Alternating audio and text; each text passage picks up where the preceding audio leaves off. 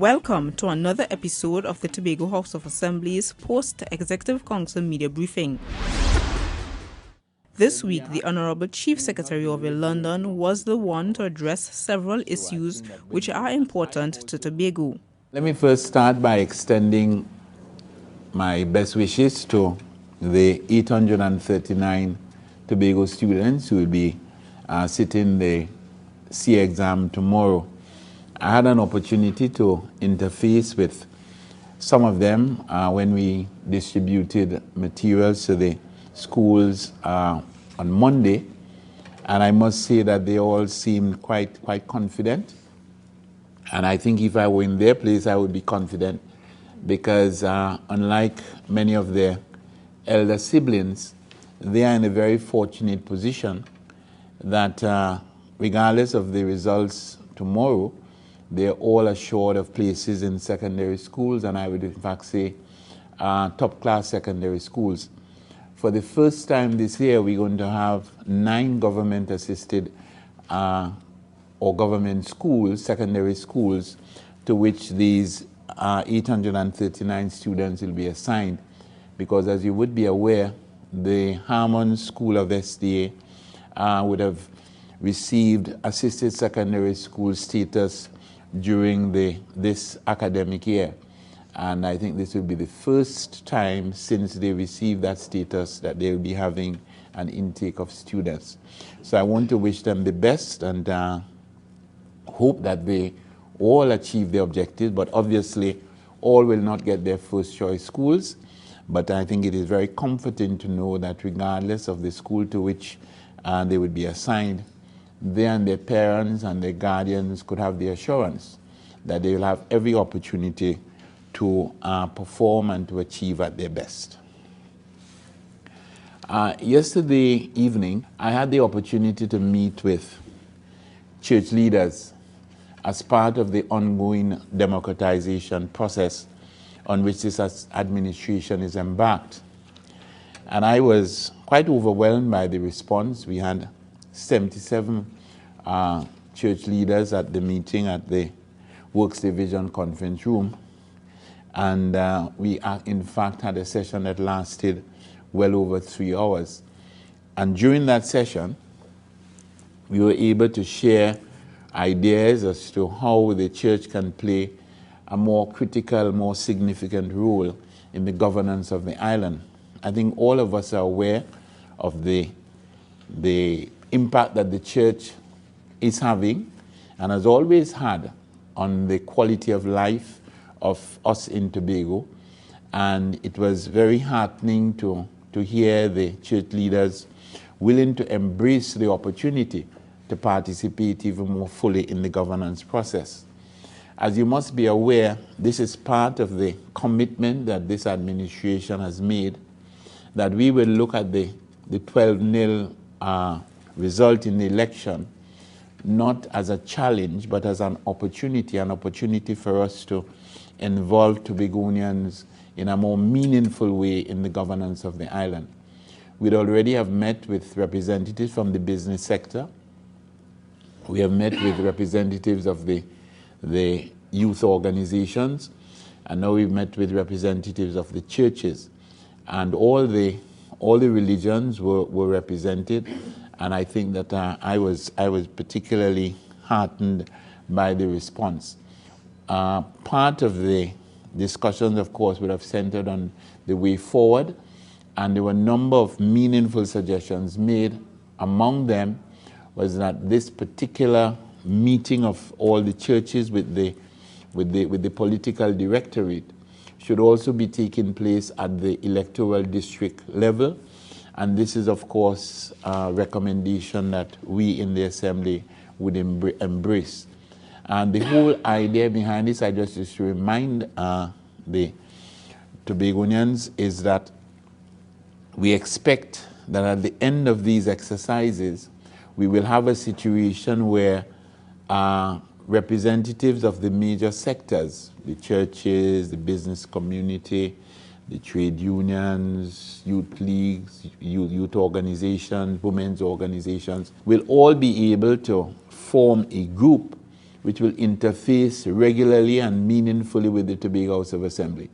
That group will be in a position to guide, to admonish, to recommend, but most importantly, to collaborate in the governance of Tobago.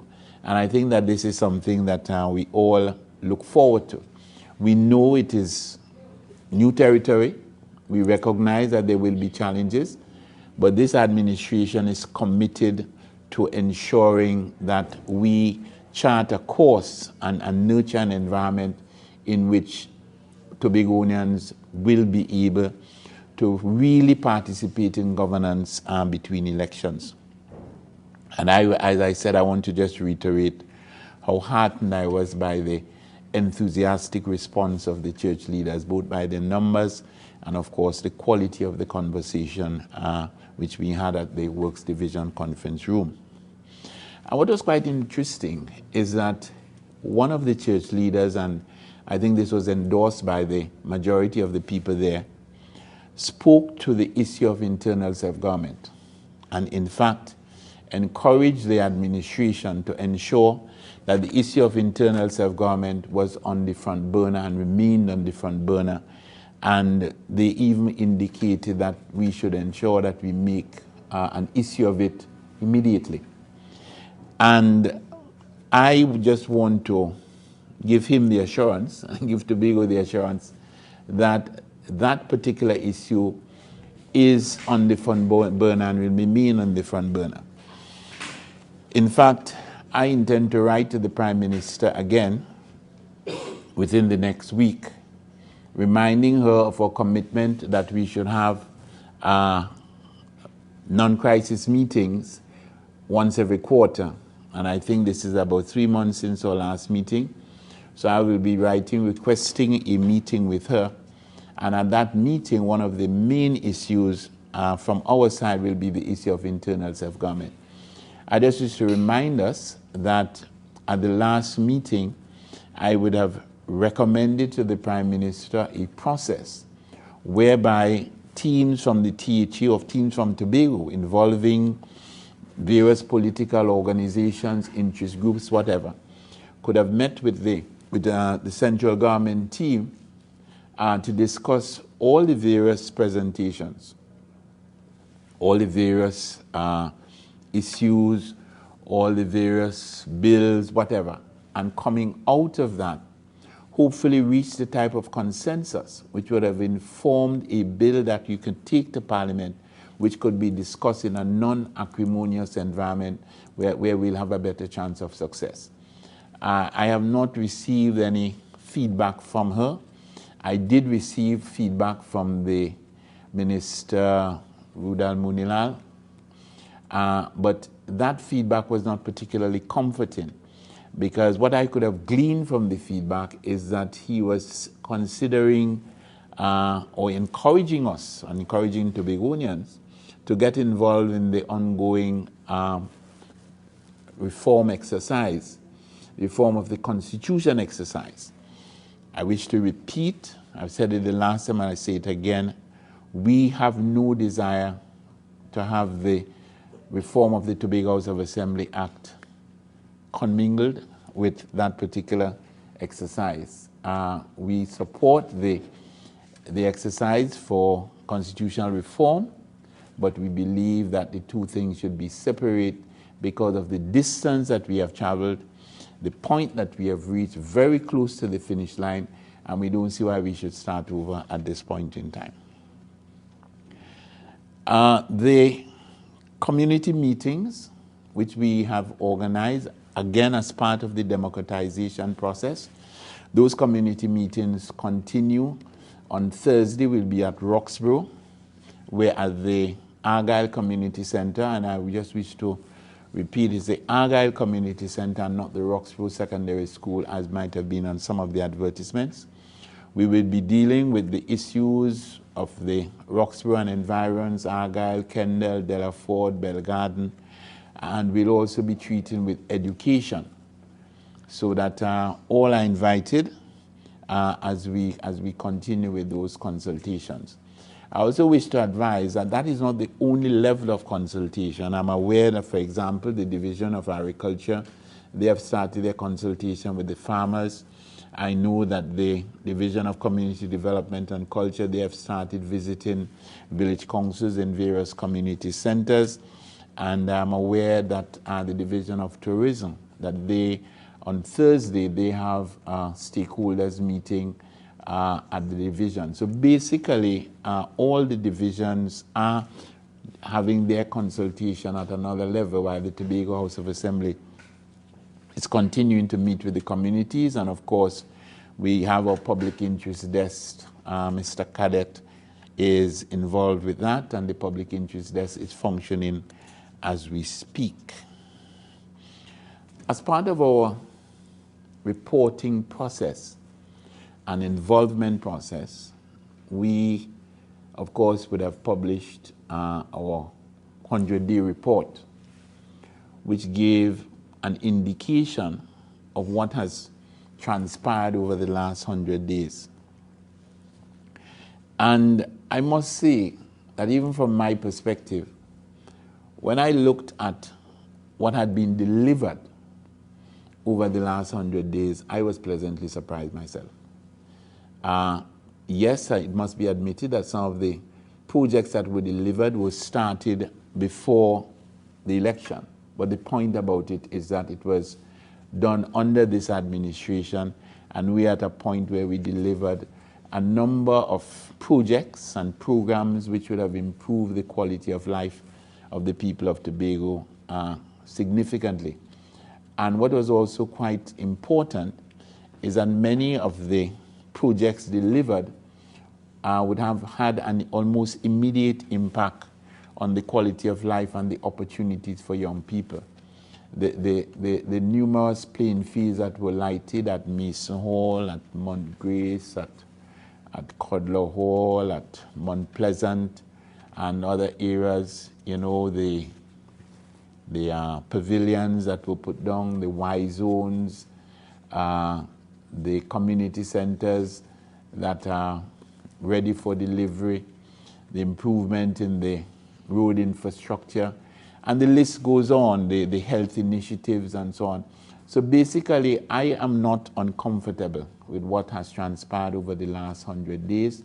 And I think that we do have a platform for even greater development and greater progress over the next 9 months. I want to make a commitment that at the end of the first year, we will also be giving a comprehensive report on what has transpired. And we're not just talking about what we have delivered, we'll be talking about the challenges that we've had, the disappointments that we've had, and of course our projections for the next year. Because as far as we're concerned, we must report, and we must report everything, and we must report regularly, and we must report accurately. The delivery continues. There are a number of other projects which have been completed. On the 14th, the Y zone is going to be delivered in Bloody Bay. On the 18th, the Y zone in Argyle, and then the brand new Betty's Hope Community Center is due to be opened on the 24th. So there are going to be three opening ceremonies, by the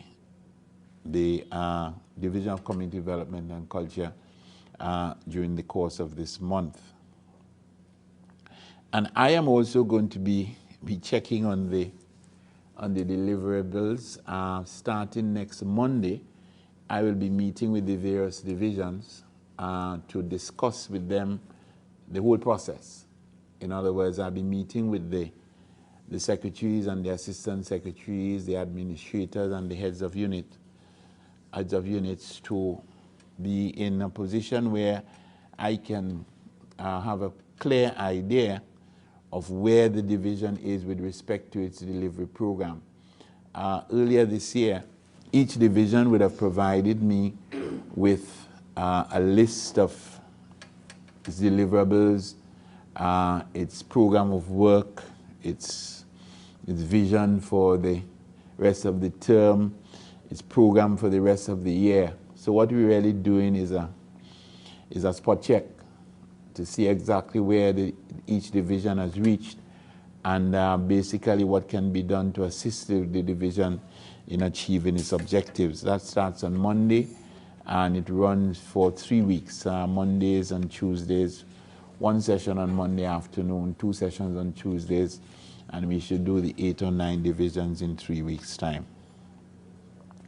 And just 2 final points. I want to reiterate. Let me say this very slowly. Contrary to the false information that is being placed in the public domain, the Tobago House of Assembly does not have the funding to pay daily paid workers. Does not. The facts are that we received from the central government $83 million. Arrears to public servants and daily paid workers is in the vicinity of $350 million. In fact, one minister even recommended that we should pay some. And we told him that we are not prepared to do that because that is going to lead to serious disruption in the Tobago society. Can you imagine we pay 25% of the daily rated and monthly paid workers and then not pay the rest? And the kind of response, and they'll be right. We're not prepared to discriminate. However, the Secretary of Finance has informed me that the Minister of Finance, when they met, had given him the assurance that he will make the funding available to Tobago as soon as possible.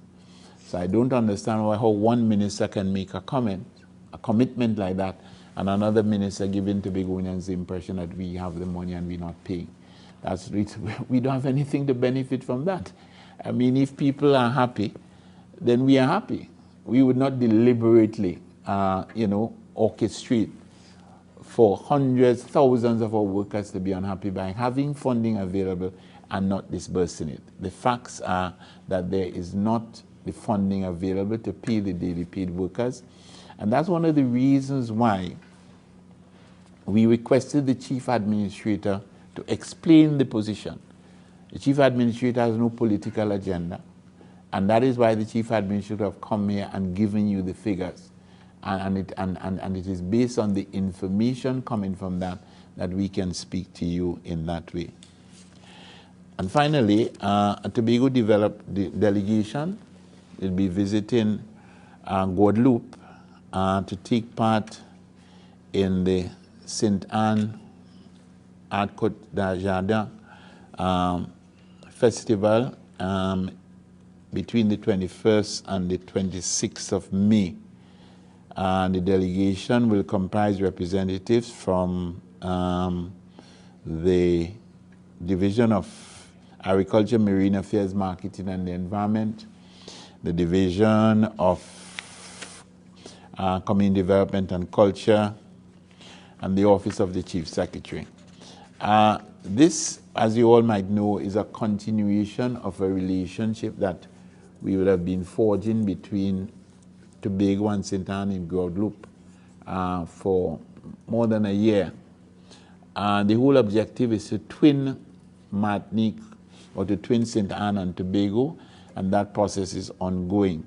In the meantime, we are strengthening links between the two islands, and this particular festival or particular program involves visits to cassava production farms, cocoa factories, where the people in agriculture would be able to get an idea as to various types of processing. Because one of the things that I had the opportunity to go to Guadeloupe, one of the things that I admired about the way in which they approached development is that they approach development in a way that they utilize their own artifacts, they utilize their own methods, and they were able to do things on a small scale and add value in a way that I think is very relevant to us in Tobago.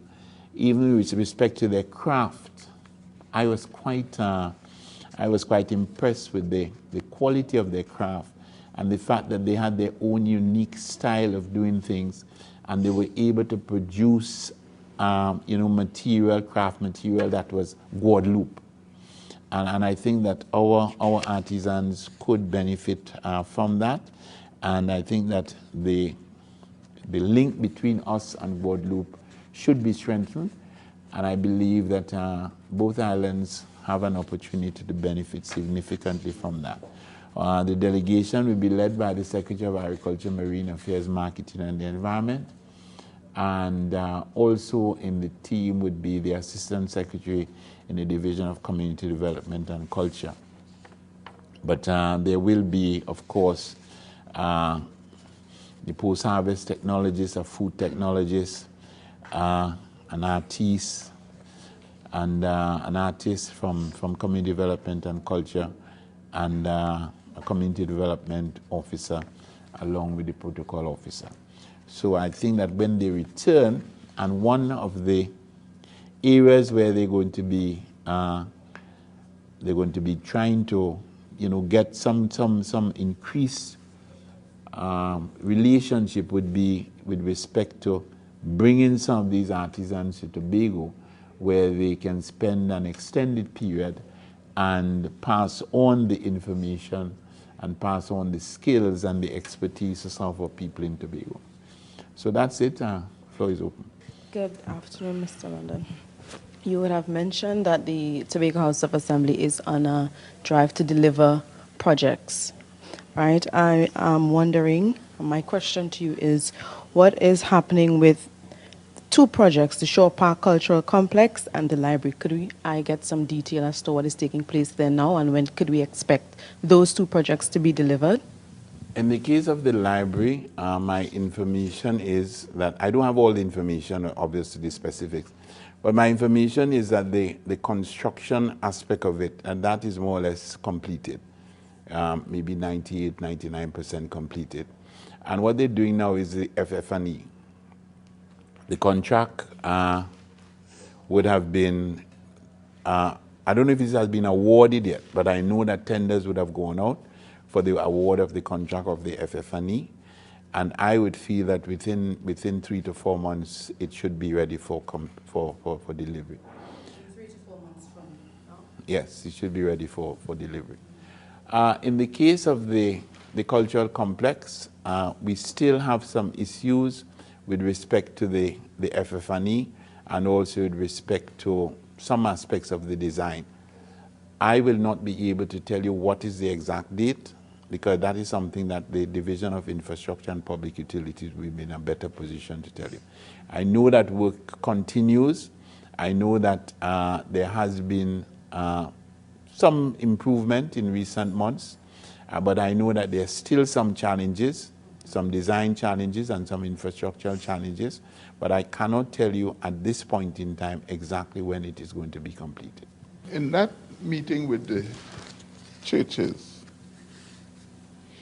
what were their major concerns?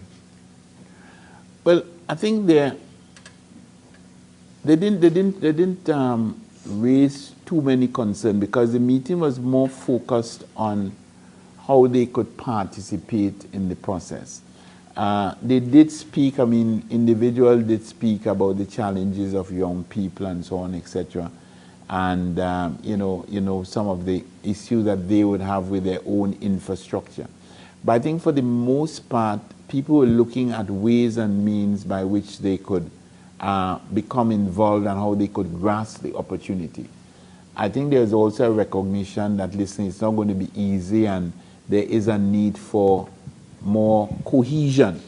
Funny enough, or interestingly enough, one of the things that they spoke about was the lack of cohesion among the church groups, and how can that be improved so that they're able to make a greater impression on the society. But I think that for the most part, people were quite positive, and as I said, they recognize the challenges, but as they said, they're ready. And to switch to the Constitution, I wanted to get your views on the committee that is moving around, because the opening statement, I followed them twice, and I heard the moderator said, let's clean the page and let's start from ground zero. I'm a little nervous, to be quite honest, about that committee and what it is likely to achieve or not achieve. I said before that I want a commitment from the committee. I got a partial commitment when I met with the chairman. But I want a commitment from the committee that nothing that they do will undermine or curtail the pathway with respect to the improved self-government for internal self-government for Tobago. But I am not getting the signal from the central government, and I'm really hoping that I get that assurance from the Prime Minister that they are as gung-ho about separating the two things and placing the internal self-government for Tobago issue on the front burner as they were before election. And as I said, until I get that kind of assurance, I will tend to, I'll be tempted to believe that there might be an effort to use that particular process, which is quite unpredictable, to undermine our progress with respect to internal self-government. And are you surprised that most of the submission by Tobagonians are talking about the federal model? No, because you see, basically when we talk internal self-government, we talk about broad concept. And that's one reason why I try not to use labels. Because the further down you go one road, the closer you get to another road. And then sometimes you end up at the crossroad. Basically, you have different types of federal structures, as we all know. And therefore, when people talk federalism or federal government or whatever they care to call it, you still end up what type? You still end up with what are the powers, you still end up with the relationship between central government and the island government or central government and the state, whatever. So my thing about it, let us get the issues straightened out, let us get the bill, let us get all the arrangements and the agreements, we'll name it after. Christen the child after he born. You understand? And because once you say federal government, you actually placing yourself in a box. I'm saying after you've got it, we can call it whatsoever it deserves to be called. Thank you for staying with us for the Tobago House of Assembly's post-Executive Council media briefing for the week ending May 11th, 2013.